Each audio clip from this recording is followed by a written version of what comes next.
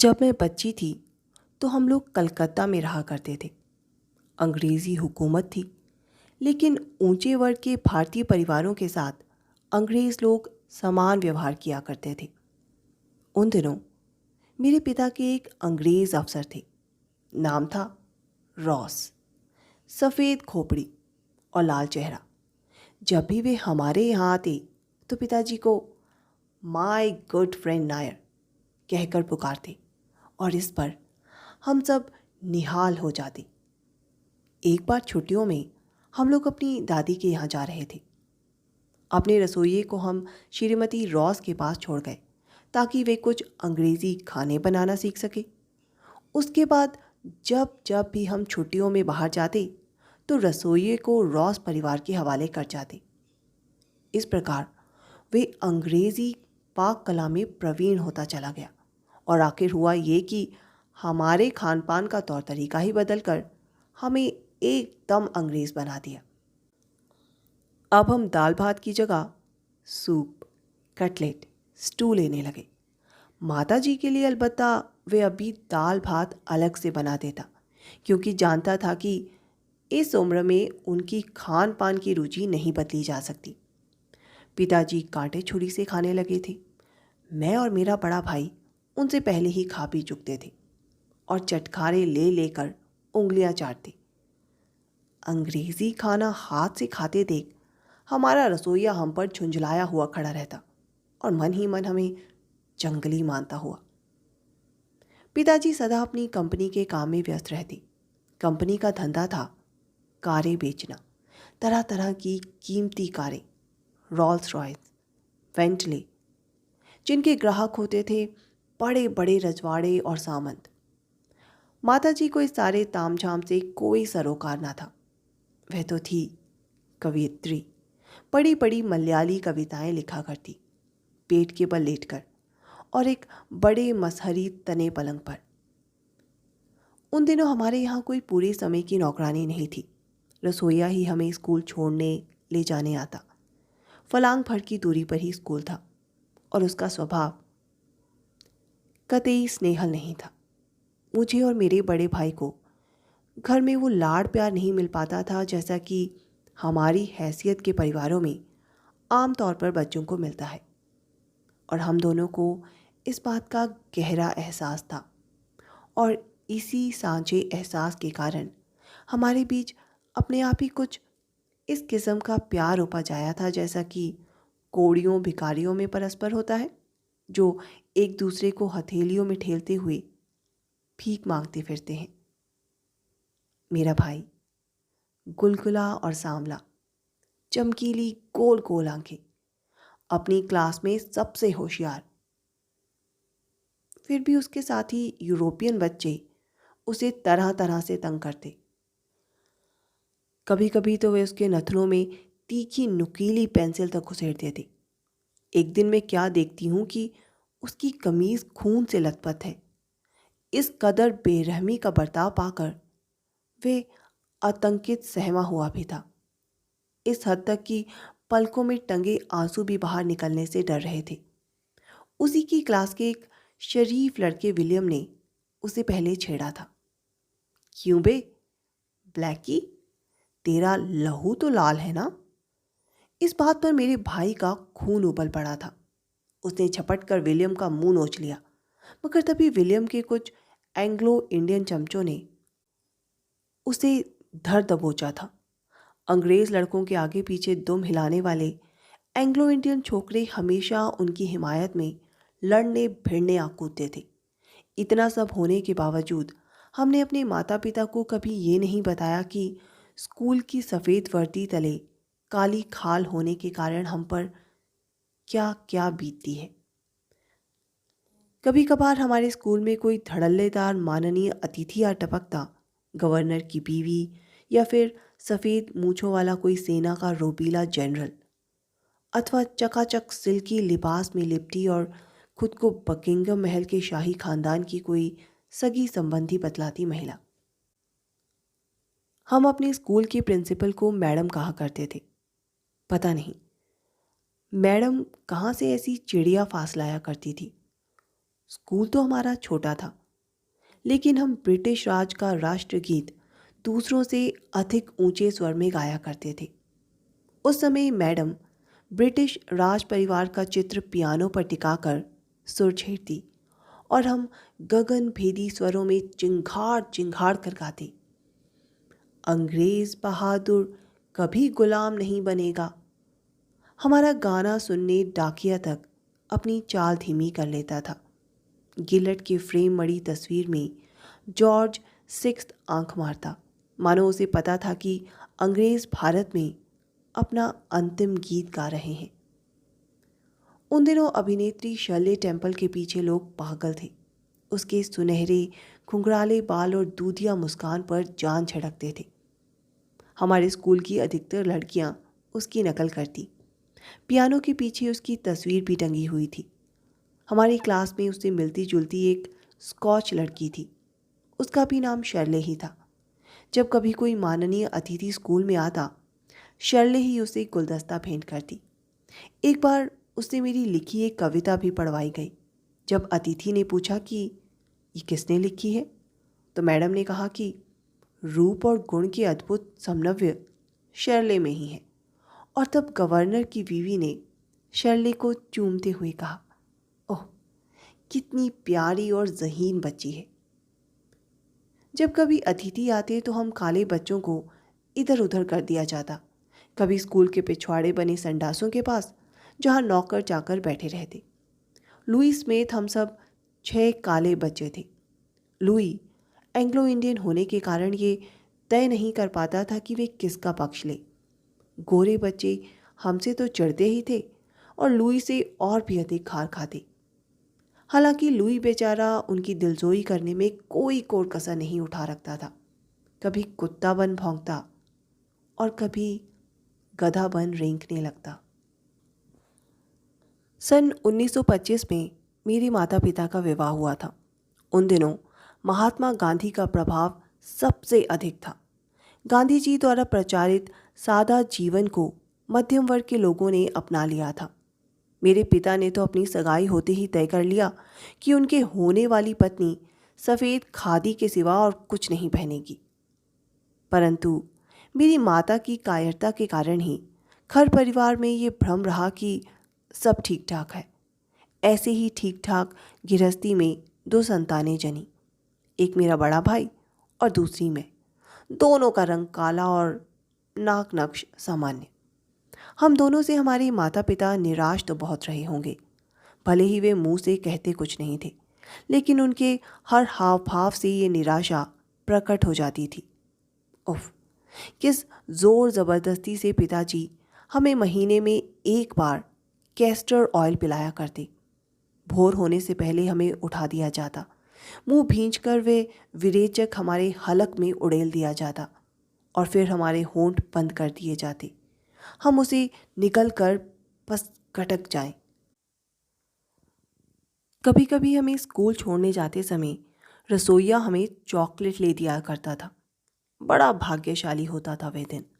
Chocolate Nestle mark हुआ करते थे, जिनके भीतर तह में ब्रिटिश राज परिवार का फ़ोटो पड़ा होता।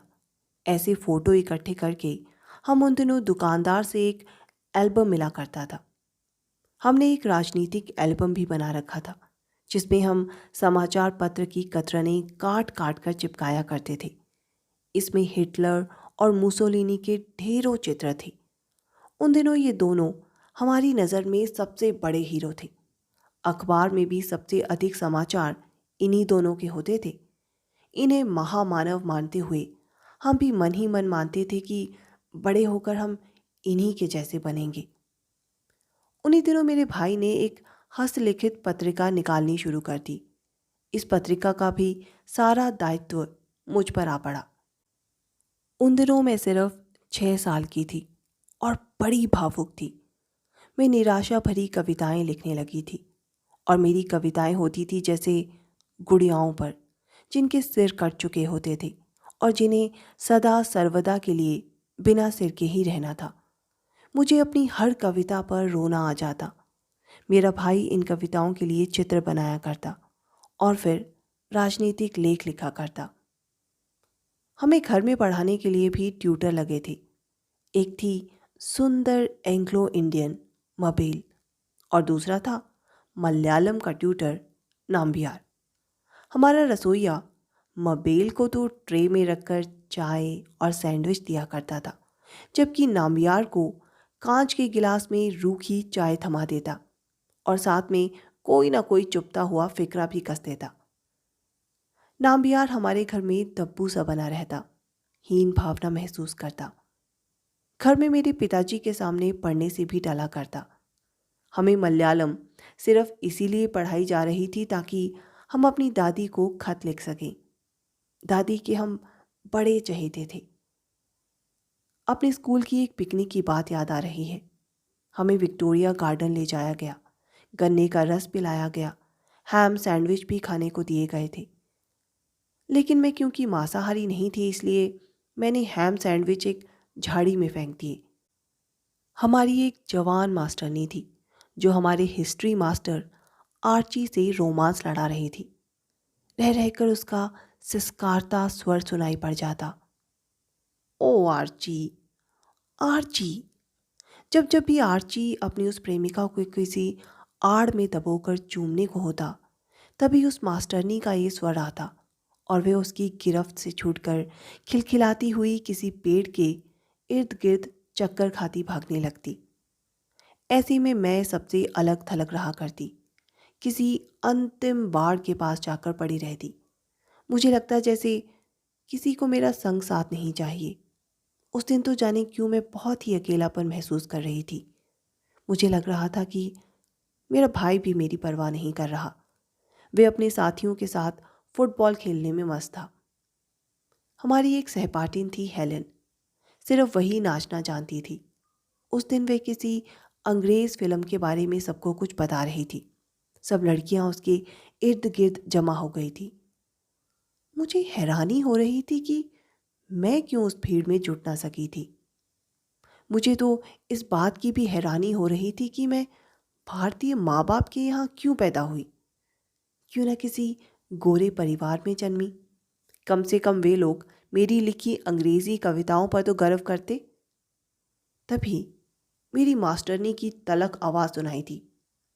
ए कमला, तुम यहाँ पड़ी पड़ी क्या कर रही हो? सबके साथ क्यों नहीं खेलती? तो भी कितनी अजीब है।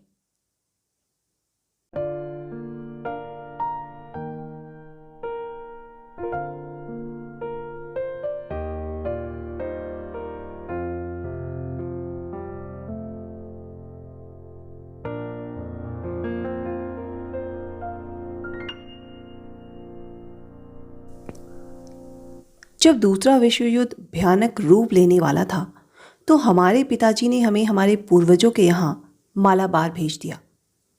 मालाबार में हमारा घर नलपत हाउस नाम से प्रसिद्ध था। घर कोई खास बड़ा तो नहीं था, फिर भी खासा था। भीतरी आंगन भी था और बड़े कमरे में मंदिर बना हुआ था।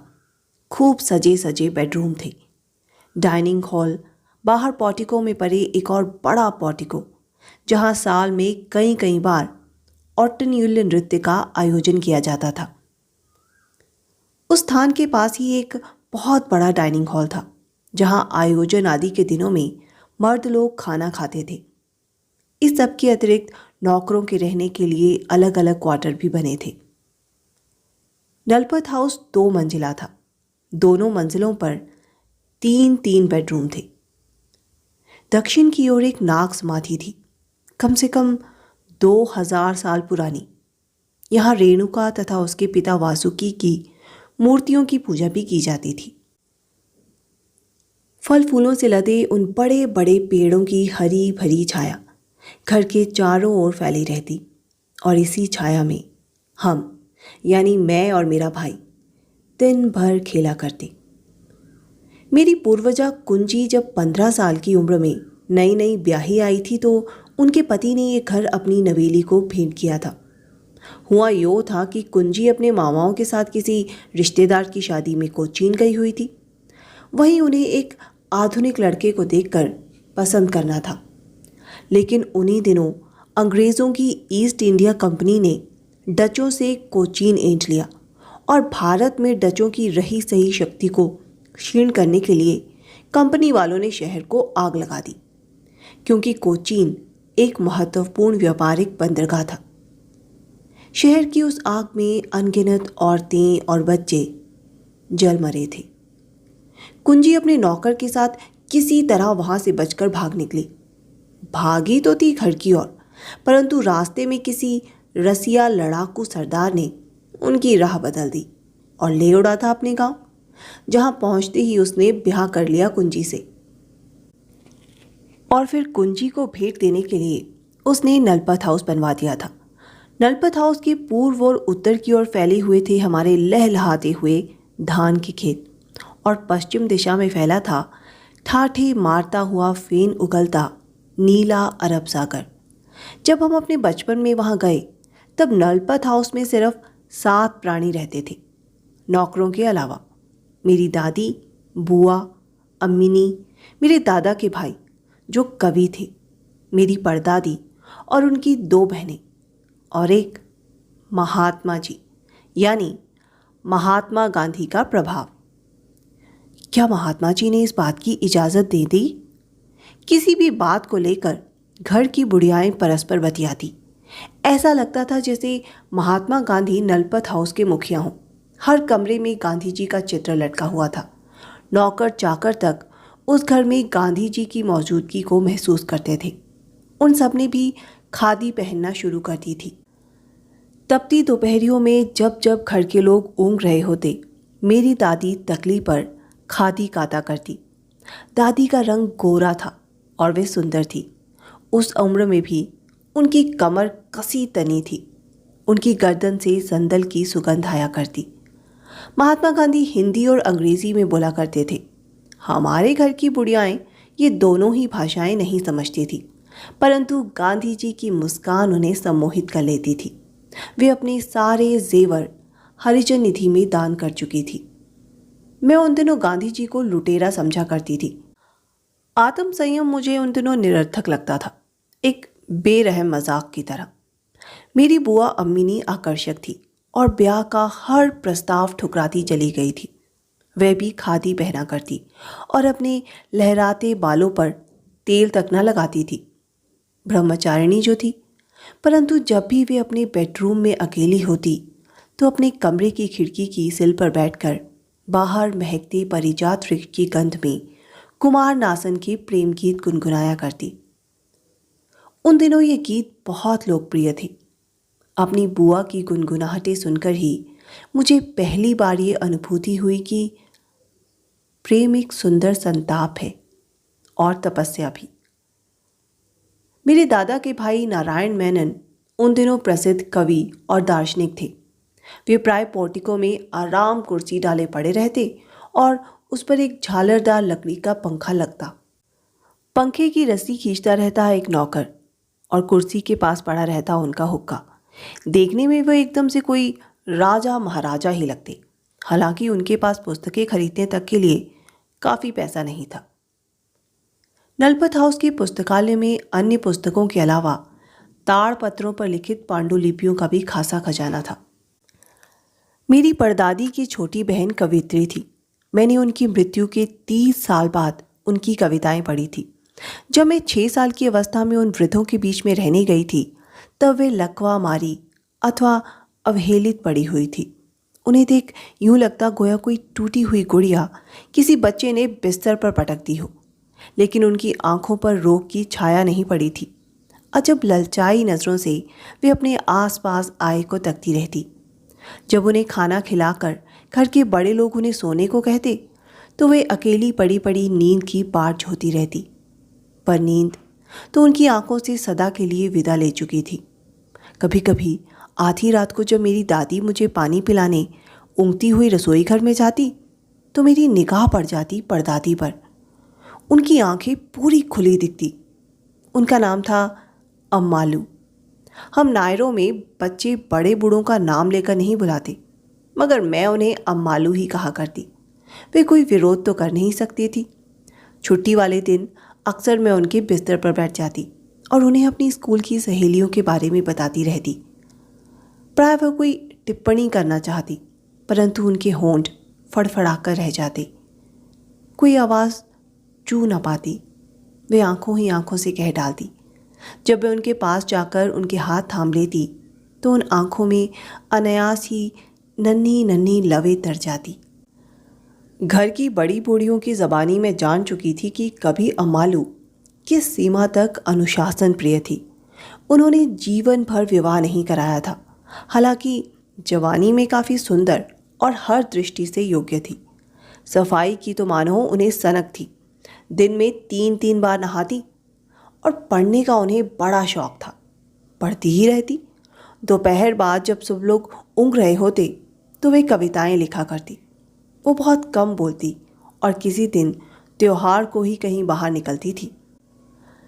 ठंडे पानी से नहा नहाकर ही उन्होंने अपना शरीर खराब कर डाला था। लकवा मार गया। उन दिनों बरसात के दिन थे और वे अल सुबह तालाब से नहाकर निकली थी कि चीख कर ढेर हो गई। ये उनकी आखिरी चीख थी जो घर वालों ने सुनी थी। घायल पक्षी की सी चीख थी वे। उसके 2 साल बाद मैं वहाँ पहुँची थी। उन 2 सालों में वे निस्बत बड़ी बड़ी कमरे में चहचहाती चिड़ियों के संग साथ साथ आनंद लेती रही थी। मैंने जाते ही उन्हें अपनी सहेली बना लिया, क्योंकि मैं अपना सब कुछ उनसे कह देती थी और वे अपने लकवाए मुंह से कुछ बोल भी नहीं पाती। परंतु जब भी वे मुस्कुराती उनकी आंखों में एक चमक सी तैर जाती थी। एक दिन जब मैं स्कूल से लौटी तो क्या देखती हूँ कि वे ज़मीन पर लोकर से ढकी हुई पड़ी हैं और आंखें बंद हैं। मैंने अपनी दादी से पूछा, ये यहाँ पड़ी क्या कर रही हैं? तो दादी बोली, इनके पाँव छुओ, ये हमसे विदा ले रही हैं। फिर मेरे भाई ने मुझे बताया कि अम्मालू मर गई और फिर हम लोगों को बाहर निकाल दिया गया। अगली सुबह तक हम ऊपर वाले तल्ले पर ही रहे। मैंने अपने भाई से पूछा, क्या वे कभी नहीं उठेंगी? मेरा भाई बोला, मूर्ख हो तुम, वे मर गई हैं, उन्हें जला दिया जाएगा। ये सुनकर मैं बिलक पड़ी थी। मैंने पुन्नरेकुलम के प्राथमिक स्कूल में दाखिला लिया था। नलपत हाउस से वे स्कूल कुछ ही फलांग की दूरी पर था। मुझे लगा था जैसे मेरी सांस्कृतिक मृत्यु हो गई है और अब मैं एक नई दुनिया में पुनर्जन्म ले रही हूँ, क्योंकि ना तो वहाँ अंग्रेज थे और ना गोरों की कालों से दुश्मनी। हमारे ही खेतों में काम करने वाले खेतीहर मजदूरों के बच्चे हमारे सहपाठी थे। लिबास के नाम पर उनके तन पर मात्र अंगोछे होते। उनमें से एक था वेलू, मेरी ही बेंच पर बैठा करता। उसके पूरे शरीर पर फोड़े फुंसियाँ थीं। वे भिखमंगों का बेटा था। उसके माँ बाप हर सुबह हमारे घर मुट्ठी भर चावल मांगने आया करते थे। भूखमरी के कारण वेलू पीलिया मारा सा लगता था। हमारे घर में जन्मदिवस के अवसरों पर भिखारियों को जमाया करते थे। वेलू भी अपने माँ बाप के साथ आया करता था। उसका बाप उसके कान मरोड़कर उसे हमारे सामने भिखारियों की तरह झुकना सिखाया करता था।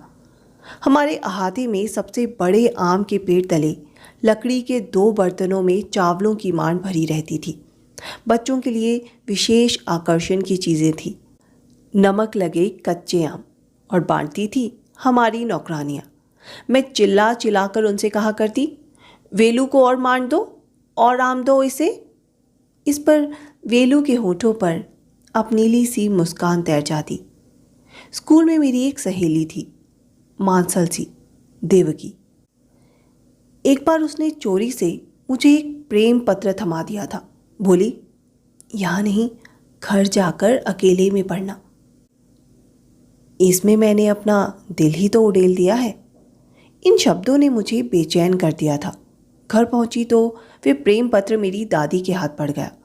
उन्होंने मुझे पढ़ने ही नहीं दिया, सिर्फ संबोधन ही पढ़ पाई थी, मेरी जान से प्यारी, कि बस छिन गया था पत्र। परेशान हो गई थी दादी उसे पढ़कर। बोली, खबरदार, जो कभी देवकी से मिली जुली, महादुष्ट है ये, जो भोली भाली लड़कियों को ऐसे गंदे खत लिखती है।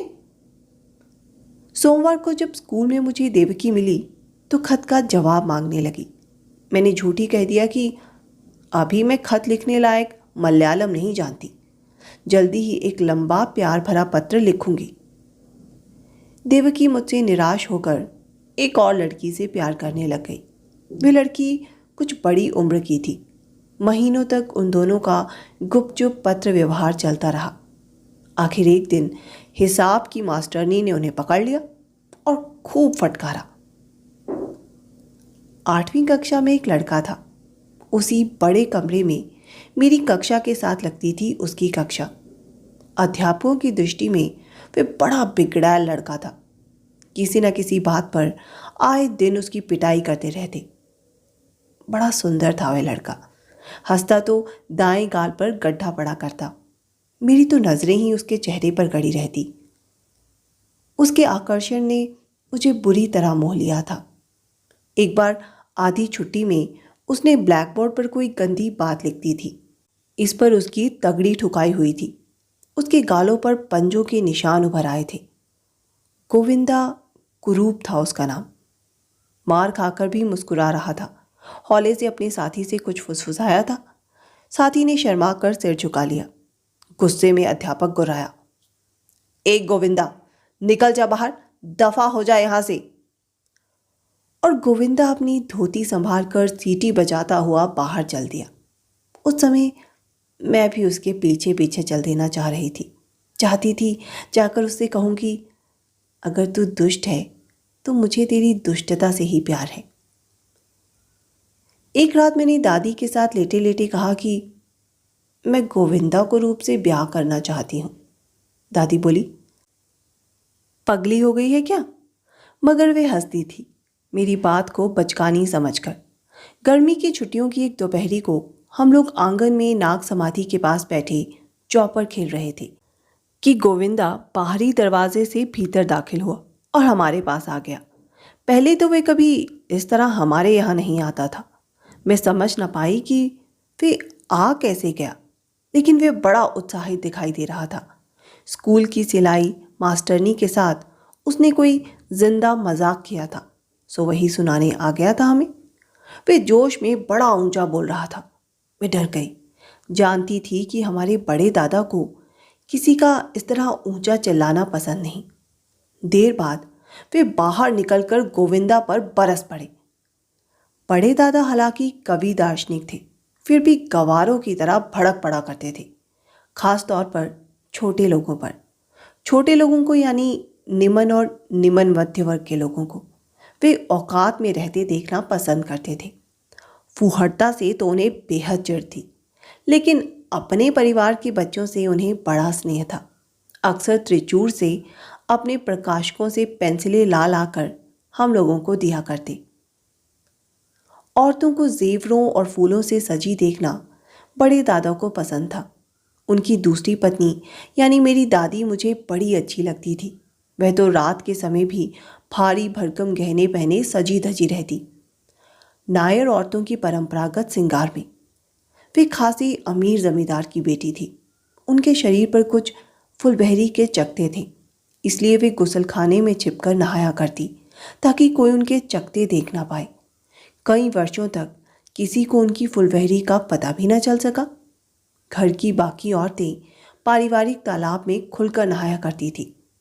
जब उनकी फुलबहरी के चकते बाहों पर फैलने लगे तो उन्होंने अपने पति को बताया था। बड़े दादा उनकी उत्तेजक मासलता पर मुग्ध थे। भले ही वे कभी कभी झल्लाकर पत्नी को कह दिया करते थे कि तुम्हारी तो खोपड़ी में भेजा ही नहीं है। इस झल्लाहट पर भी पत्नी मधुर हंसी हंस देती, क्योंकि जानती थी कि रात को यही आदमी मेरे मादक तन का गुलाम बन जाता है। हर रात वे दुल्हन सी सज धज कर पति को रिझाने बेडरूम में जाती। उनकी सेज पर से नशीली खुशबू उड़ा करती और चमेली के हारों की महकारें आती।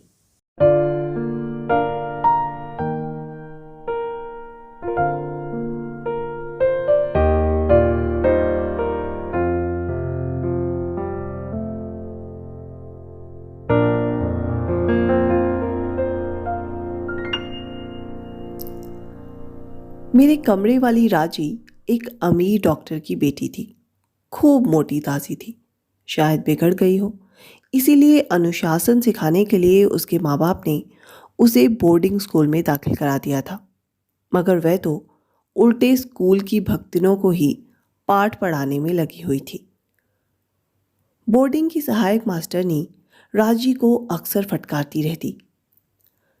राजी यूं तो अक्सर उदास उदास और चुपचाप रहती, लेकिन जब जब भी उस पिछड़ी हुई नन की बात आती तो सबसे अधिक बकझक राजी ही करती। एक दिन तो वह यहाँ तक कह बैठी, भगवान करे ये कमबख्त मर जाए। मेरे कमरे वालियों ने मेरा नाम उल्वा डाल दिया था। वे अक्सर मिठाइयाँ और आइसक्रीम मेरे पेट में ठूसती रहती। वे चाहती थी कि मैं अच्छे अच्छे कपड़े पहनूं। मुझे मजबूर करती कि मैं कलकत्ता में पिताजी को लिखूं कि वे 10वीं वर्षगांठ पर सिल्क का फ्रॉक भेजें। शायद वे नहीं जानती थी कि ऐसी बातों से मेरे अहम को कितनी ठेस लगती। पिताजी को ऐसा खत लिखकर मैं उनकी निगाहों में कितनी गिर जाती। वे लड़कियां जिन घरानों से थी उनके तौर तरीके हमारे घर से अलग थे। उन लोगों के लिए ये मामूली बात थी कि बच्चे अच्छे अच्छे कपड़े पहने, खूब सज धज कर रहें। वे शायद मुझे भी अपनी बहनों की तरह सुंदर और बनी सवरी देखना चाहती थी। मेरी दादी किसी न किसी को 1-2 महीने बाद मेरे पास भेजकर किसी शनिवार इतवार को मुझे नलपत हाउस बुलवा लिया करती। उन दिनों एक बार जब मैं घर से चली तो मेरे साथ मेरे बड़े दादा का सबसे छोटा साला मुझे स्कूल पहुंचाने आया था।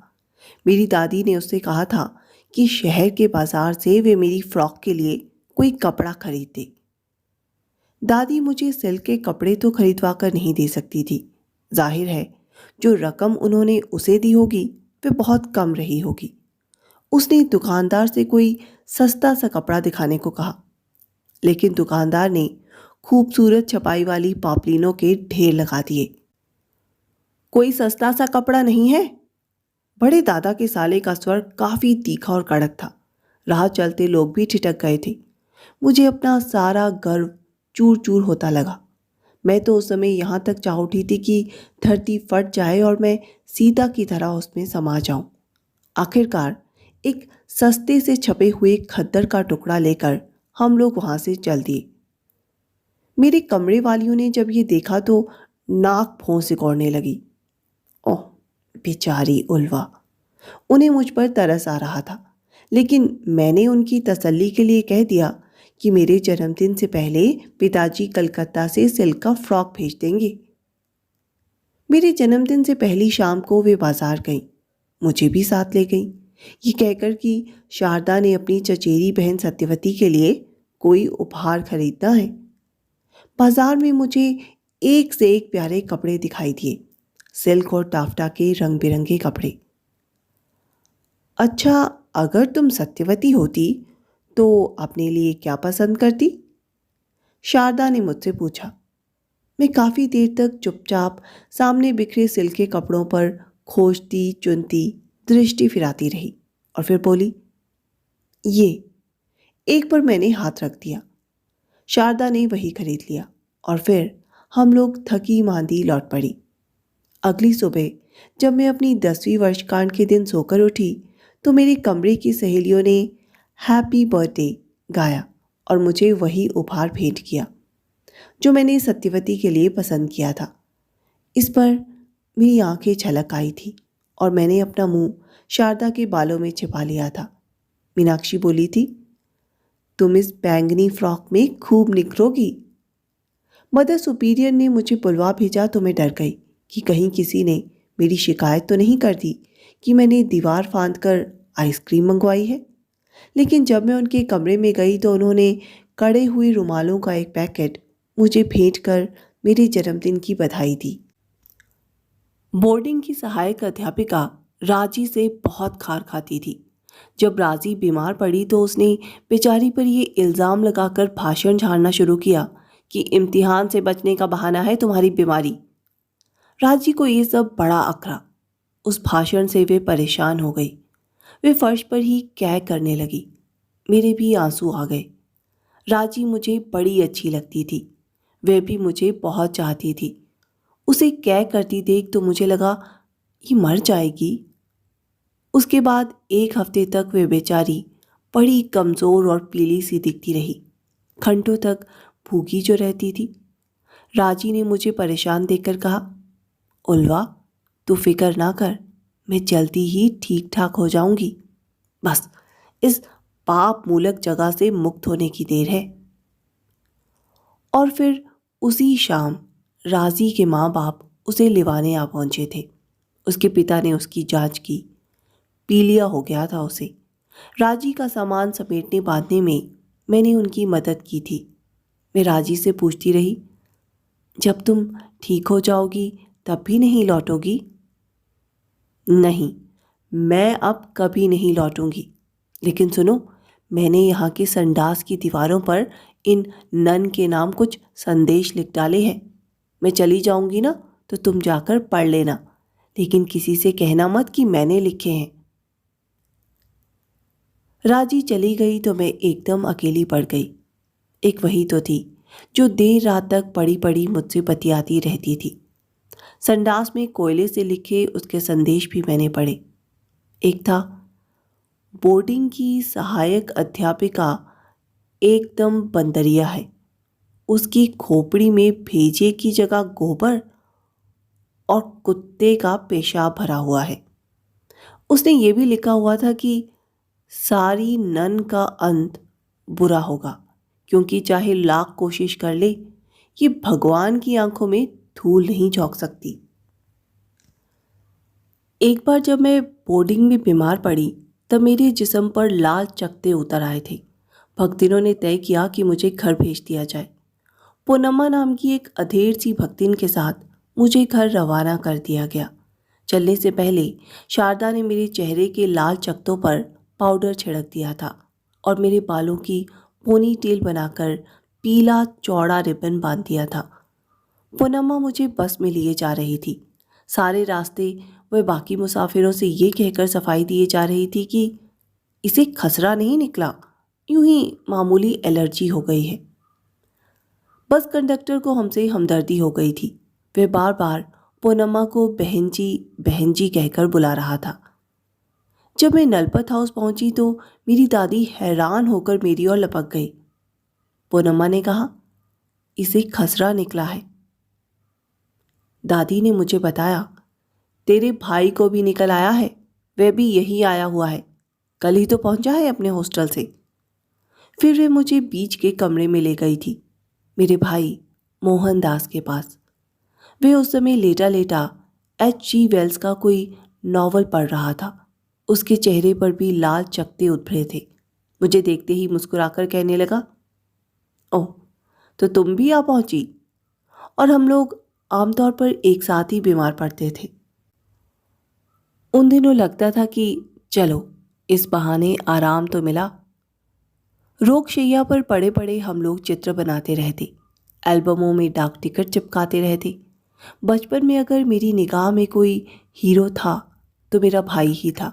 वह हर क्लास में फर्स्ट आया करता, चाहे जिस स्कूल में रहा हो, सारे इनाम वही जीतता। राष्ट्रीय नेताओं के व्यंग्य चित्र भी बनाया करता, व्यंग्य लेख लिखता। जब भी कभी वे भाषण देता तो अपनी आवाज़ के उतार चढ़ाव से सुनने वाले को बांधे रखता। वे बहुत बड़ा राजनीतिज्ञ बन सकता था, लेकिन वे बना डॉक्टर, बड़ा ही कामयाब सर्जन। मैं अपने भाई से कहा करती कि मैं वकील बनूंगी।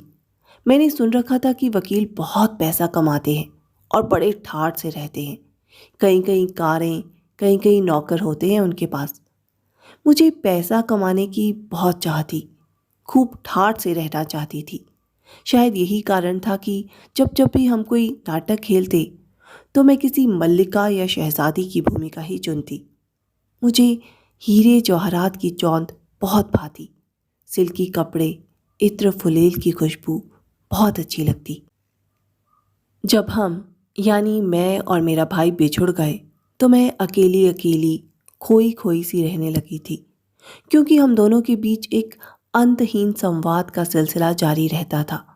बावजूद खामोशी के कुछ ऐसा संबंध था हमारा, जैसे हवा का धरती के साथ या धूप का पेड़ों के साथ। मैंने अपने भाई को 2 खत लिखे, लेकिन शायद वे रूखे सूखे खत थे, इसीलिए उसने कोई उत्तर नहीं दिया था। और क्योंकि मेरे स्कूल की नन हमारे खतों को सेंसर करती थी, इसलिए वे खत रूखे होने ही थे। वे लोग हमें मजबूर किया करती कि हम अपने घर वालों को ये लिखें कि हम बोर्डिंग में बहुत खुश हैं, और हर रोज़ हम भगवान से प्रार्थना करते हैं कि हे भगवान, हमारे घर वालों को सुखी रखें। मेरे ऐसे खतों से मेरे भाई को हैरानी होती कि कहीं मेरा दिमाग तो नहीं चल गया। वे सोचता होता कि मेरी सामाजिक राजनीतिक चेतना को क्या हो गया है और कहाँ गई मेरी वो जिज्ञासा। शुरू शुरू में जब मैं वहाँ के वातावरण से बहुत दुखी हो रही थी, तो मैंने पिताजी को एक खत लिखकर जैसे कैसे डलवाया था। उस खत में मैंने लिखा था कि मुझे इस जहन्नुम से छुटकारा दिलवाओ। मुझे वहाँ की सब्जियों में से भी मांस की दुर्गंध आती। वहाँ के ठंडे पानी से मुझे नफरत थी। नहा नहाकर मेरा जिस्म दुखने लगा था। पिताजी ने मेरे उस खत का कोई जवाब नहीं दिया, लेकिन जब मुझे वहाँ रहते 1 साल बीत गया, तो मुझे अपने कमरे की सहेलियाँ पसंद आने लगी। बोर्डिंग भी जहन्नुम लगना बंद हो गया। फिर पिताजी मुझे वापस कलकत्ता ले गए और अब मैं फिर से अपने घर में थी। हमारा परिवार बढ़कर 6 जनों का हो गया था। एक छोटा भाई और एक छोटी बहन आ गए थे। उन दिनों हम लेंसडाउन रोड पर एक पुराने पीले मकान में रहा करते थे। ऊंची ऊंची छतों वाले बेडरूम थे। कोयलों के शेड में सोया करता था हमारा बूढ़ा चपरासी। वहीं एक कोने में वे पेशाब भी करता, जिसकी दुर्गंध रसोई घर तक आती थी। वे हर शाम पीता और अपनी चारपाई पर बैठा बैठा बीड़ियां फूका करता। हालांकि वहां बिजली का बल्ब लटका हुआ था, लेकिन वह उसे कभी नहीं जलाता था। एक दिन वह मुझसे बोला, मैं तुम्हारे पिताजी का पैसा बर्बाद करना नहीं चाहता।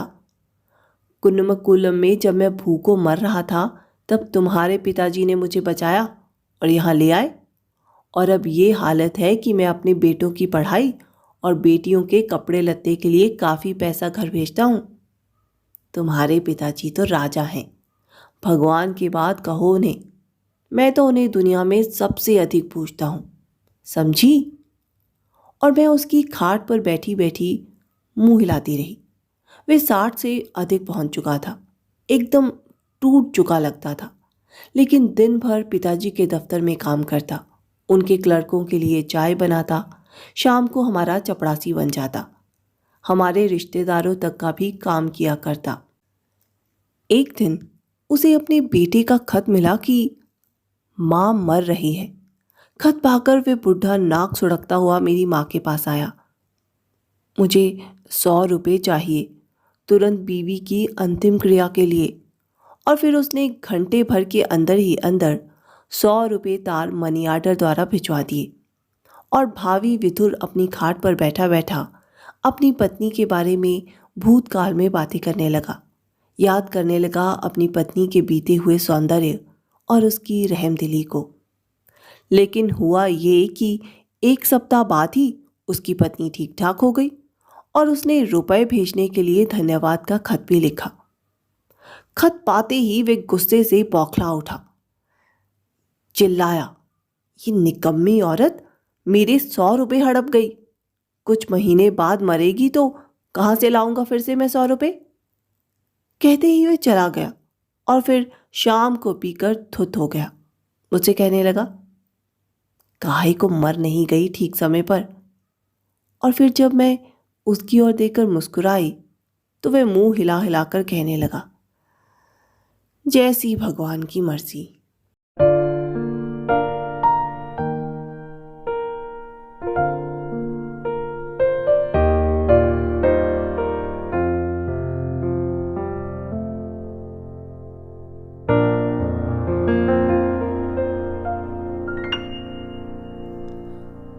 कलकत्ता में हमारा लेक एवेन्यू वाला फ्लैट छोटा सा था।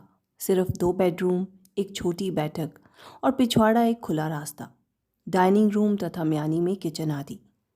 बगीचे में सिर्फ एक ही बेंत की कुर्सी पड़ी रहती। लगभग हर समय मकान मालिक उसे घेरे रहता। वह आकर्षक व्यक्तित्व था। हर सुबह नाश्ते के बाद वे पाइप पिया करता। नाश्ता वह अकेला ही करता, हमारे गलियारे के पास अपने निजी कमरे में। बड़ा एकांत प्रिय आदमी था। उसकी पत्नी को हिस्टीरिया के दौरे पड़ते थे।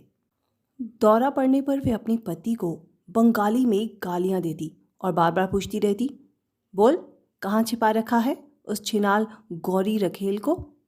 ऐसे में उनके दोनों बेटे शर्म से पानी पानी होकर घर से निकल जाते और फिर घंटों बाद लौटते। तब तक उनकी माँ ठंडी पड़ चुकी होती। डॉक्टर यानी हमारा मकान मालिक उसकी चीख चिल्लाहट पर कोई ज़्यादा ध्यान नहीं देता। वे चुपचाप बगीचे में बैठा पाइप फूंकता रहता। अगर किसी दिन ऐसे में डॉक्टर अपने दवा खाने गया होता तो डॉक्टर की पत्नी अपने ड्राइवर के सिर हो जाती। बता कहाँ है तेरे मालिक की रखेल, तू ही तो ले जाता है ना उसे वहाँ, सप्ताह में कई कई बार, तुझे ज़रूर पता है उसका ठिकाना। हमारे यहाँ बहुत कम मेहमान आते, सिर्फ 2 पति पत्नी अक्सर आया करते। श्री और श्रीमती पनिवकर हमारे माता पिता के मित्र थे। दूसरी थी श्रीमती कुनप्पा। श्रीमती कुनप्पा बेहद सुंदर थी, बड़ी फैशनेबल थी। एक दिन जब वे गहरे भूरे रंग की बिंदियों वाली साड़ी पहनकर हमारे यहाँ आई तो मैं तो बस उन्हें देखती ही रह गई। उफ, किस कदर हसीन लग रही थी वे। क्रीम में खीरे का रस मिलाकर वे हर दोपहर बाद अपने चेहरे पर मला करती ताकि चिकना चमकदार चेहरा और अधिक निखरा रहे। मेरे साथ वे बहुत खुली हुई थी। मेरे हर खुले सवाल का जवाब भी खुलकर दिया करती। हालांकि जो कुछ भी वे कहा करती मुझे उन दिनों बड़ा अविश्वसनीय लगता। तब मैं एक क्षण के लिए ये मान नहीं सकती कि ये तो इतने इतने इज्जतदार लोग हमारे यहाँ आकर राजनीति और साहित्य पर लंबी चौड़ी हाँकते रहते हैं, रात को अपने अपने बिस्तरों पर सेक्स का चरम आनंद पाने के लिए ऐसी ऐसी कलंदरी हरकतें भी कर सकते हैं। सोचती थी कि क्या हर विवाहित वयस्क संभोग के समय विदूषक या सर्कस का जोकर बन जाता है। मैं उनसे कहा करती, मुझे शादी से नफरत है, मैं किसी के सामने नंगी नहीं हो सकती। उन दिनों मैं 14 साल की थी। पिताजी ने मेरे लिए एक ड्राइंग ट्यूटर लगा दिया था। 29 साल का था वह, लंबा सा, पीला सा, ढीला ढाला बंगाली धोती कुर्ता पहनता। पहले ही दिन उसने मुझे कला लक्ष्मी का चित्र बनाने को कहा। इस देवी का नाम का उच्चारण वह कोला लौकी कहकर करता था। मेरे बनाए चित्रों की तारीफ करते हुए कहता, अरे तुम्हारा तो हाथ बहुत साफ है। हर बुधवार की शाम को वह आया करता और मैं उसके लिए चाय लाने रसोइये से नहीं कहती बल्कि खुद लेकर जाती। चाय के साथ इडली, बड़े और तले हुए केले भी ले जाती। वह बड़ी इज्जत से मेरे साथ पेश आता और मुझे लगता कि मैं वयस्क हो गई हूँ। जब भी वह मेरे बनाए हुए किसी चित्र को अपनी उंगलियों से छू रहा होता तो उसके कानों की लवें गुलाबी हो जाती। मैंने लाल किनारे वाली साड़ी उन्हीं दिनों खरीदी थी, ठीक वैसी ही जैसी कि बंगाल की देहाती औरतें पहनती हैं। शायद मैं ये साड़ी इसलिए पहनने लगी थी कि मेरा लड़कों जैसा जिस्म लुका छिपा रह सके। लगता है उन दिनों मैं उतावली थी कि जल्दी से जवान हो जाऊं। मैं अपने बालों को कुछ इस ढंग से झटका देती गोया किसी सांप को मारने के लिए झपट रही हूं। उन दिनों मैं काफ़ी देर तक आईने के सामने अपने आप को निहारती रहती। मेरे माता पिता को मेरे व्यवहार में ये परिवर्तन चौंकाने लगा था, मगर मुझे उन दिनों लगा करता कि मैं जो कुछ भी बनाव श्रृंगार कर रही हूँ वे सिर्फ अपने ट्यूटर के लिए कर रही हूँ। साड़ी भी उसी के लिए पहन रही हूँ। जबकि उसके लिए चाय की ट्रे ले जाते समय मेरी साड़ी ढिलक ढिलक जाया करती। इसीलिए मेरी ये ट्यूशन बंद कर दी गई। पिताजी ने मेरे ट्यूटर से कह दिया था, इसके इम्तिहान करीब आ रहे हैं ना, सो इसे पूरा समय मन लगाकर पढ़ना होगा। और मेरा वे ट्यूटर स्वीकार में सिर हिलाता हुआ चला गया। जब वे नमस्कार कर विदा हो गया तो मुझे एहसास हुआ कि अरे मैं तो उससे प्यार करती थी। रात को बिस्तर पर लेटे लेटे भी मुझे उसी का ध्यान आता रहा। वही चेहरा मेरी आंखों के सामने तैरता रहा। उसके कानों की लवों की लाली याद आती रही। कितनी मूर्ख थी मैं उसे चूमना चाहकर भी चूम ना सकी थी कभी। सोचा था श्रीमती कुनप्पा के पास जाकर उनसे सलाह लूं कि मुझे ऐसे में क्या करना चाहिए, पर डरती थी कि वे मेरे इस प्यार की खिल्ली ना उड़ा दें। फिर मैंने अपने से छोटी उम्र की सहेली की राय मांगी, तो वे बेझिझक होकर बोली, उसके लिए तुम्हारे मन में जो कुछ भी है साफ साफ क्यों नहीं कह देती उसे? बिल्कुल कह देना चाहिए तुम्हें। उसके पास चली जाओ, बस में मैं बिठा आती हूँ तुम्हें, चलो। और वे वाकई मुझे बस में बिठा भी आई थी। मैं घबरा रही थी, दिल धड़क रहा था मेरा, पसीने छूट गए थे। बस में चढ़ गई तो मुझे पता चला कि मेरे पास तो घर लौटने के पैसे भी नहीं हैं। मुझे रोना आ गया। बड़ी मुश्किल से आंसू थामे थे मैंने। बस रुकते ही मैं कूद कर उतर गई, उसके यहाँ गई। उसके कमरे तक पहुँचने से पहले आंगन पार करना था। बीच में आंगन में भगवान की मूर्ति थी। मूर्ति तक पहुँचने से पहले ही बारिश आ गई। बंगाल में बारिश का कुछ भरोसा नहीं कि कब आ जाए।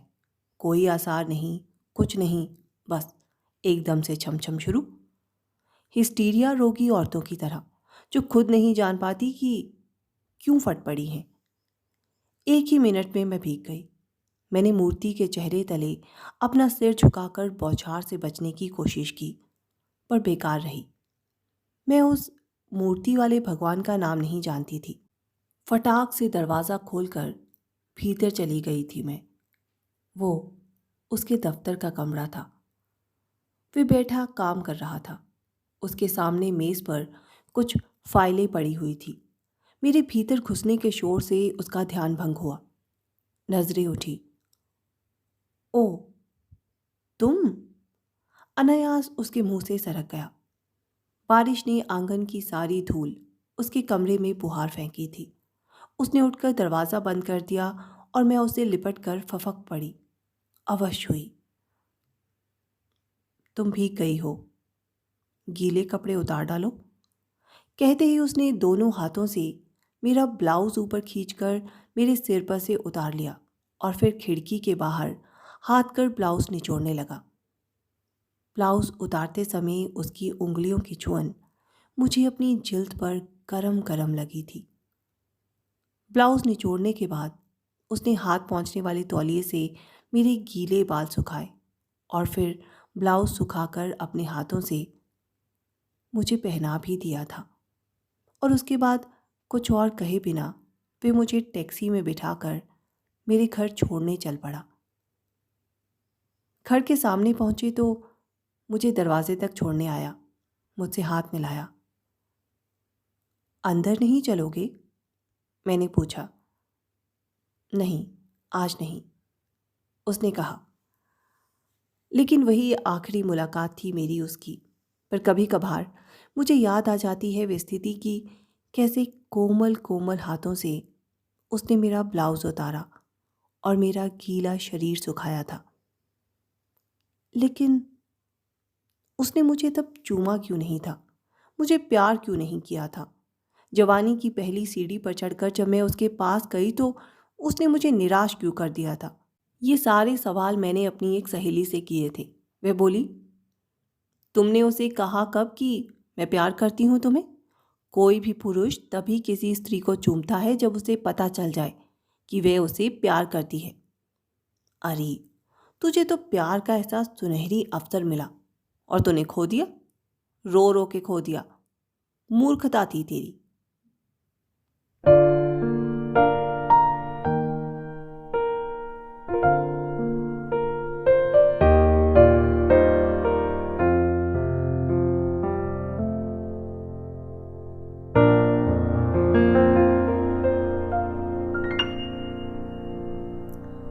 माताजी की एक सहेली ने मुझे चेतावनी दे रखी थी कि मैं उस लड़की से ना मिलूं। 18 साल की लड़की थी, कॉलेज के हॉस्टल में रहा करती थी। एक दिन माताजी अपनी प्रोफेसर सहेलियों से मिलने वहां गई तो मुझे भी साथ ले गई। वहीं मुझे वे लड़की मिल गई और देखते ही देखते मैं उसकी तरफ खिंच गई। वे अपने कमरे की दहलीज पर खड़ी मुस्कुरा रही थी। उसके दाएं गाल में गड्ढा पड़ रहा था। कद लंबा और जिस्म मजबूत, मर्दाना सा। मुझे देखते ही बोली, हेलो। मेरा मन हुआ कि माताजी को छोड़कर उसके कमरे में चली जाऊं और उससे दोस्ती कर लूं, पर जाने क्यों मैं जा ना सकी थी। शायद मैं माताजी की उस प्रोफेसर सहेली को नाराज़ नहीं करना चाहती थी जिसने मुझे उस लड़की से मिलने को मना किया था। मगर मुझे वे भा गई थी क्योंकि और लड़कियों से हटके थी। वे मेरी तरफ देखती तो मुझे लगता मैं सम्मोहित हुई जा रही हूँ। अजीब सा जोश आ जाता मुझ में। कांसी सी चमक थी उसकी जिल्द पर, धूप खाई सी, गोया कोई पशु मौसमों के थपेड़े सह सह कर, धूप और बारिश की मार खा खा कर पला हो। फिर जब माताजी को मालाबार गए साल भर बीत चुका, तो गर्मियों की छुट्टियों में पिताजी ने मुझे वहाँ भिजवाने के लिए मेरी प्रोफेसरों और छात्राओं के साथ वहाँ रवाना कर दिया। गाड़ी में हमारे 10 बर्थ थे। 10 बर्थ रिजर्व थे। मुझे सबसे लंबी बर्थ मिली, जबकि मैं उम्र में उन सबसे छोटी थी और नाटी भी। किस्मत की बात थी कि वे लड़की भी हमारे साथ थी, वही 18 वर्ष की युवती जिसके प्रति मैं आकर्षित थी। हमारे डिब्बे की बत्तियां जब बुझा दी गई और खिड़कियों की राह बाहर से आ रही चांदनी में जब ये पता चल गया कि बाकी सबकी टांगें सीधी हो गई हैं और सब लोग सो चुके हैं, तो वे चुपके से मेरे पास सरक आई और बोली, तुम्हारे पास सो जाऊं? ऊपर की बर्थ पर अच्छा नहीं लगता, कहकर पहले तो उसने इधर उधर ताका कि कोई जाग तो नहीं रहा, और फिर मेरे पास लेट गई और मुझे खींच लिया। उसका हाथ हौले हौले मेरे चेहरे पर फिरता रहा। उसके होंठ मेरे होंठों पर दबते रहे और वे फुसफुसाती रही, कितनी प्यारी है रितु, तेरे जैसी तो आज तक नहीं देखी। उफ, प्यारी सी नन्ही सी गुड़िया। मेरे जीवन में इस तरह का पहला चुंबन था जो मुझे निहाल कर गया। मेरी नसें तमतमा उठी, सांस तक रुकती हुई लग रही थी। उसका हाथ मेरे बालों में फिर रहा था। उसके होंठ मेरे चेहरे और गले को चूमते चले जा रहे थे। रात भर यही सब चलता रहा और मेरा शरीर तपता रहा। भोर हुई तो बोली, अरे तेरा जिस्म तो तप रहा है री। सुबह को हमारी गाड़ी स्टेशन पर रुकी तो वहाँ हमें लिवाने के लिए हमारे परिवार का एक मित्र मेजर मेनन पहले से ही पहुंचा हुआ था। गोलगोड़ के राजा का बेटा था मेजर मेनन। जब वे कलकत्ता में था तो हमारे परिवार से उसकी मित्रता हुई थी। तब मैं लड़की थी और अब जवान हो रही थी। मुझे इस रूप में साड़ी वाड़ी पहने देखकर वह हैरान रह गया। साड़ी पहनने की मैं आदी नहीं थी, पर क्योंकि घर जा रही थी इसलिए पहन ली थी। नलपत हाउस में हमारे घर की औरतों को लड़कियों की उघड़ी टांगें देखना अच्छा नहीं लगता। पुराने विचारों की रूढ़िवादी औरतें जो थी। मेजर मैनन ने मुझे और मेरे साथ की सबको अपने यहाँ दोपहर के भोजन पर निमंत्रित किया था। हमारे दल की जब सब चली गई तो मेरी वे सहेली मुझे गुसल खाने में ले गई और बोली, इकट्ठे नहाएंगे। हम लोग एक साथ नहाए। नहाने के बाद उसने मेरे जिस्म पर क्यूटिकोरा पाउडर मला और फिर मुझे कपड़े पहनाए। ऐसे लगा जैसे हम हनीमून मना रहे हैं। जब हम लोग मेजर मेनन के यहाँ पहुँचे तो खाना तैयार था। वही मलयाली खाना, कालन, सांभर, ओलन, अवियाल, एलिसरी और आम नींबू की चटनी। मेजर मेनन बहुत खुश था और मेरा एहसान मन था कि मेरे कारण उसके यहाँ सुंदर सुंदर लड़कियाँ जुट गई थी। मेरी सहेली ने और मैंने बहुत थोड़ा खाया। खाने के बाद बड़े लोग लॉज में बैठे बतिया रहे थे और हम लोग बगीचे में टहलने निकल गई थी। शाम को हम लोगों ने दक्षिण की जाने वाली दूसरी गाड़ी पकड़ी। मेरी सहेली ने गाड़ी में अपनी प्लेट में मुझे बिरयानी खिलाई थी। रात जब हमारी अध्यापिकाएं सो गई तो मेरी सहेली उठकर मेरे पास आ गई, मुझे चूमने लगी और फिर चली गई क्योंकि इस बार मेरी बर्थ बहुत छोटी थी। वह मेरे साथ लेट नहीं सकी, लेकिन जब तक मेरे पास बैठी रही मुझे चूमती रही, सेक्स की वहशत में चूमती रही और मेरी सांसों में इंजन के धुएं और उस लड़की के पसीने की अजीब सी गंध के झोंके आते रहे। जब मेरा स्टेशन आया और मेरा एक संबंधी मुझे वहां से लिवा ले गया तो उस लड़की ने हाथ हिलाकर मुझे विदा दी, किंतु मेरा हाथ ना उठ सका। शायद मन में कहीं चाहती थी कि इससे हमेशा के लिए छुटकारा पा लूं, सहज सामान्य हो लूं, जैसे कि उससे मिलने से पहले थी। लेकिन जाने क्यों नलपत हाउस में अपने दादा के कमरे में पड़ी पड़ी खिड़की के बाहर आम के पेड़ों को तकती मैं उसी के ध्यान में खोई रही। उसी की आवाज़ और उसी की मुस्कान मुझे परेशान किए रही। नलपत हाउस पहुंचने के एक सप्ताह बाद हमारा एक संबंधी हमारे यहाँ आया। मैं और मेरा भाई मिलकर जो हस्तलिखित पत्रिका निकालते थे उसमें वे बराबर लिखा करता था। वे बम्बई में रिजर्व बैंक में काम करता था। एक बार उसने हमारी पत्रिका के लिए एक कविता भेजी थी जिसका शीर्षक था एक बैंक क्लर्क के सपने। कविता अच्छी थी। उसके बाद उसने एक कहानी लिख के भेजी। कहानी व्यंग्यात्मक थी। उसका नायक था बम्बई का प्रभाकर नामक एक युवक जो नहीं जानता था कि किधर जाए, लेकिन उसने स्वयं को सिर्फ अपने सेक्स की लहरों के सहारे छोड़ रखा था। वह ठीक ठीक लिखा करता था। छुट्टियों में जब वह नलपत हाउस आया तो मुझे देखकर हैरान रह गया। मैं उस समय धारीदार साड़ी पहन रखी थी। मुझे देखकर बोला, अरे तू तो जवान हो गई है। मैं तो समझता था कि अभी भी बच्ची ही होगी। जब मैं बच्ची थी और दादी के यहाँ जाया करती थी तो वह भी आया करता था और अक्सर मुझे उठाकर अपनी बाहों में झुलाया करता। लेकिन इस बार मुझे बैठाकर बातें की, हक्सले और बर्टेन रसल के उदाहरण दिए। बड़ा दुबला पतला सा था, चलता तो झूलता सा लगता। उसके दांत बहुत खराब थे पर चेहरे से बौद्धिक लगता था। उन दिनों मेरा प्रिय लेखक था ऑस्कर वाइल्ड और मुझे सबसे अच्छी लगती थी एक कविता जिसका शीर्षक था वेल्ड ऑफ रीडिंग गोल। वह आदमी मुझसे समलैंगिक संभोग के बारे में खुलकर बातें किया करता। कहता, हम में से बहुत से इस अनुभव से गुजरते हैं। मुझे उसकी बातें सुनकर डर लगा करता कि कहीं दादी ये सपना सुन ले। अंधेरा पड़ते ही वे उठकर चल देता। मैं उसे छोड़ने बाहर तक जाती। बाहर अंधेरे में वे मुझे खींच लेता। जब मैं लौटती तो एक अजीब सी कसमसाहट मेरे भीतर व्याप्त रहती। एक रात दादी ने मेरे कमरे में आकर मुझसे कहा, बेटी इसी से तेरा ब्याह होगा। ये दास है ना, इसमें कोई ऐब नहीं। तुम्हारे माँ बाप और इसकी माँ चाहती है कि जल्दी से जल्दी तुम लोगों की शादी हो जाए। लेकिन दादी जल्दी क्या है, मैं पूछती, ये जानते हुए भी कि 15 वर्ष की लड़की के सामने ये पुराने लोग कभी सच सच बात नहीं कहेंगे। उस समय यह भी स्पष्ट हो चुका था कि हमारा घर टूट रहा है। कारण समझ में नहीं आ रहा था। माताजी मालाबार में रह रही थी, पिताजी कलकत्ता। औरों की तरह हमारा परिवार पूरा नहीं था। जब भी कभी हम सब इकट्ठे होते तो मैं सुरक्षित अनुभव करने लगती। तभी कुछ ना कुछ ऐसा हो जाता कि सब कुछ चरमराकर ढह जाता, ताश के महल की तरह।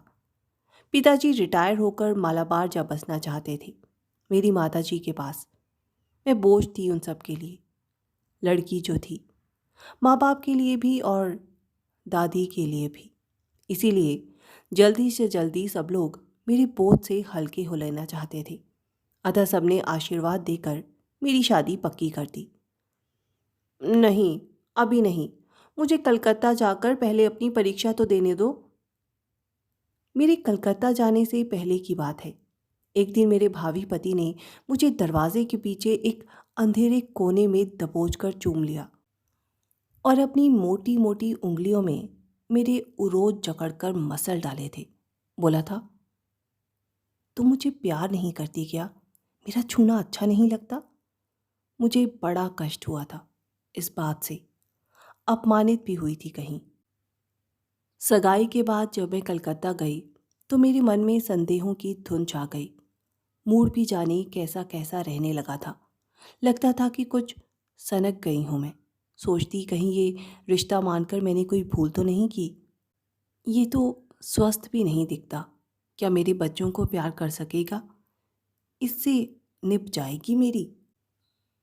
कलकत्ता में मेरी सहेलियों को जब मेरी सगाई का पता चला तो वे बोली, अरे तू तो अभी बच्ची है री, ब्याह रचाने से पहले पढ़ाई तो पूरी कर लेती, ऐसी क्या आफत थी। सब तय हो गया है अब तो, इसीलिए अब इस बहस की गुंजाइश ही नहीं। पिताजी ने मेरे मंगेतर को एक सप्ताह के लिए कलकत्ता आकर रहने को निमंत्रित किया। जब वह बंबई से वहां आया और हवाई जहाज से उतरा, उसने एक गर्म सूट पहन रखा था और उसकी दाढ़ी बड़ी हुई थी। मैं दमदम अड्डे की रेलिंग पर झुकी उसे तक रही थी। बहुत ही बदमज़ा लगा मुझे वह। कार में बैठे जब हम घर जा रहे थे तो रास्ते में उसने मेरी उंगलियां दबाकर कहा, तुम तो बदल गई हो।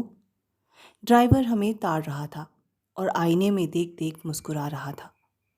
पिताजी हर रोज़ दोपहर के बाद किसी न किसी सिनेमा शो की टिकट करा कर दे जाते और शहर के किसी बढ़िया होटल की मेज़ हमारे खाने के लिए बुक करा आते।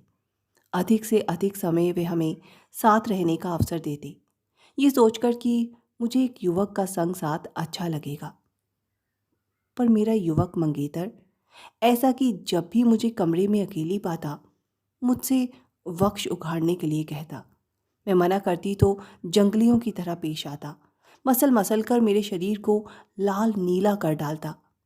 मालाबार में अपने घर की नौकरानियों के साथ लूटे गए आनंद की कहानियां सुनाता। वे बेचारी गरीब खेतीहर मजदूरी ने हुआ करती थी। उन्हें अपने आदमियों के साथ छटपट निपट निपटा लेने की आदत थी। समय नहीं था, ना आदमियों के पास ना उनके पास। हजार झंझट लगे रहते थे उनकी जान को। कभी गुड़ाई करनी है, कभी हल चलाना है, कभी लकड़ियां बीननी है, तो कभी ढोर डंगरों के लिए चारा लाना है। मेरा मंगेतर मुझसे पूछा करता, तुम ठंडी क्यों हो। मैं बिल्कुल नहीं जानती थी कि सेक्स की इच्छा क्या होती है। एक बार भी तो अनुभव नहीं हुआ था। वे पूछता, तुम्हें मुझे देखकर जोश नहीं आता। और मैं ईमानदारी से कह देती, मुझे पता नहीं। वे पूरा सप्ताह हम दोनों के लिए निराशाजनक ही बीता। मैं शायद ये उम्मीद पाले हुए थी कि वे मुझे अपनी बाहों में भरकर सहलाएगा। मेरा चेहरा, मेरे बाल, मेरी बाहें, मेरे होंठ और कानों में फुसफुसाएगा प्यार भरे शब्द। शायद मैं वही सब उससे चाहती थी जो मैं अपने पिता और माता से चाहती थी, पर मुझे मिल नहीं पाया था। मैं चाहती थी वे मुझसे बातें करे, मुझे उसका संग साथ मिले, मिले उसके संग साथ की गरिमा। सेक्स तो मेरे मन में दूर दूर तक नहीं था। मुझे उम्मीद थी कि मेरे जीवन का सारा अकेलापन वे अपनी बाहों से बुहार फेंकेगा। फिर जब वे बंबई चला गया तो पिताजी ने मुझसे कहा, मैं खुश हूँ बेटी, तुम्हें मन का साथी मिल गया। सुनकर मुझे अच्छा नहीं लगता था। कहीं खो गई थी, दुखी भी हुई थी। मैं पिताजी से कह नहीं पाई थी कि मेरे मन में तो ऐसे जीवन साथी की कल्पना भी ना थी। मेरे मन में ऐसे जीवन साथी की कल्पना थी जो मेरे साथ स्नेहपूर्ण संबंध बना पाता, प्यार से बाल सहलाता, कानों में फुसफुसाकर मुझे तसल्ली देता कि सब कुछ ठीक ठाक होने जा रहा है मेरे लिए। मुझे शरीर मसलने वाले खुरदुरे हाथ नहीं चाहिए। मैं नहीं जानती थी कि सांत्वना पाने को किसे तलाशूं, किधर निहारूं। बस यूं ही मैं अपनी एक सहेली को फ़ोन कर बैठी। मेरी आवाज़ सुन हैरान हुई। बोली, अरे मैं तो समझी थी तूने मुझे भुला ही दिया। फिर मैंने उसे अपने यहाँ आने को कहा। वे इतवार बिताने मेरे यहाँ चली आई। हम दोनों ने मिलकर किताबों वाले कोने साफ किए। सिर्फ एक बार उसने मुझे चूमा। हमारी आंखें बहने लगी। मैंने उससे पूछा, तुम मुझे यहाँ से कहीं ले जा सकती हो। वह बोली, अभी नहीं, कम से कम 4 साल तक तो नहीं। तो पहले अपनी पढ़ाई पूरी कर ले मेरी बन्नी। कहते हुए वे अपना गाल मेरे गाल से रगड़ने लगी थी। और फिर जब मैंने उसे अपने मन से निकाल दिया तो लगा कि आत्मदया का भाव मेरे भीतर से निकल चुका है। मैं जान चुकी थी जैसा कुछ भी मेरे जीवन का ढर्रा है वहीं रहना है, उससे अलग मैं हट नहीं सकती। मेरे जीवन का जो नक्शा मेरे माता पिता ने बना दिया है उसी के अनुरूप मुझे जीना होगा।